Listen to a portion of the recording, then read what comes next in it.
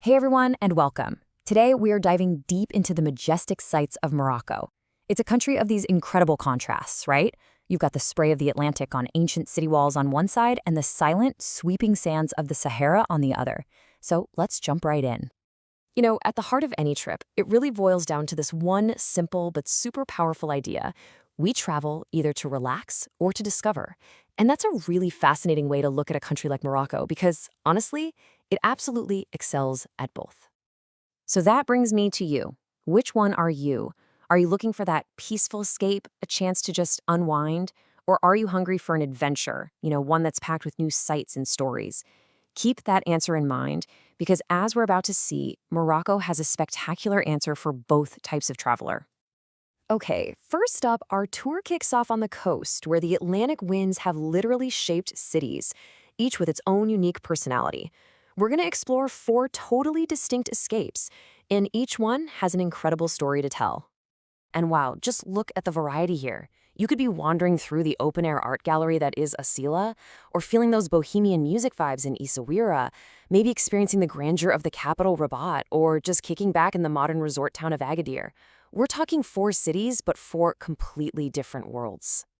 So we start in Asila, which honestly feels less like a town and more like a living, breathing art gallery.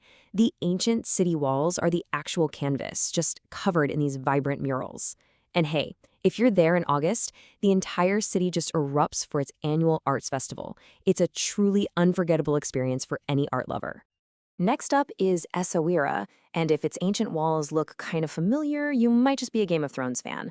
But its pop culture legacy goes way deeper. Back in the 60s, this was the hangout spot for music legends like Jimi Hendrix.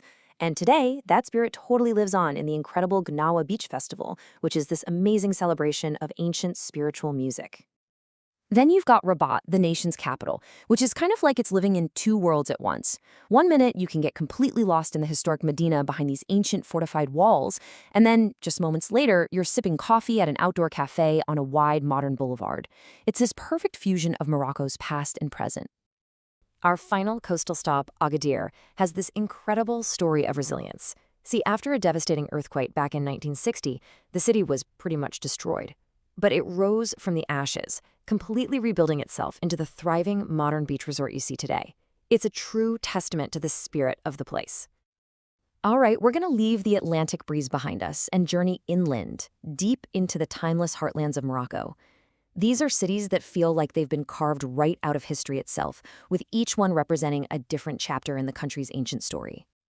So our journey is going to take us to 3 incredible places: the royal city of Meknes, the stunningly beautiful blue city of Chefchaouen, and Tingir, the jewel of the Tadra Valley.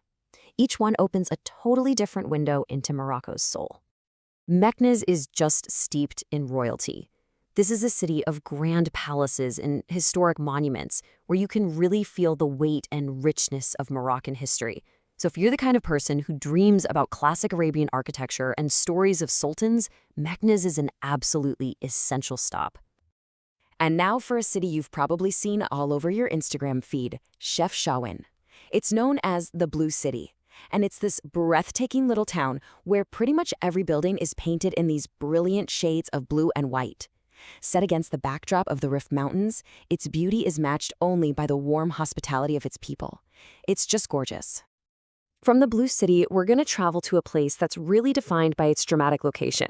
Tinchir sits at this breathtaking crossroads, literally nestled between the towering high Atlas Mountains on one side and the start of the vast Sahara Desert on the other. It's a lush oasis known as the crown jewel of the Todra Valley. What's fascinating about Tingir is its transformation. It started as an old French town, and while it's grown into a bustling metropolis, it hasn't lost that historic charm. One moment, you can be wandering down these rustic, narrow lanes, and the next you're discovering magnificent flower gardens and ancient kasbahs or fortresses. And hey, if you're feeling adventurous, Tingir is a hiker's paradise. A climb up to the ruins of the 18th century Glaoui Palace will reward you with just wonderful views over the entire city and the surrounding hills. It's a perspective you won't forget. All right, for our final leg of the journey, we're heading into the vast open spaces, the kind of landscapes that have captured the imaginations of filmmakers and travelers for decades. We're talking about Morocco's most epic and cinematic landscapes. You know, if you've ever watched one of those huge Hollywood epics set in the desert, there's a pretty good chance it was filmed right here.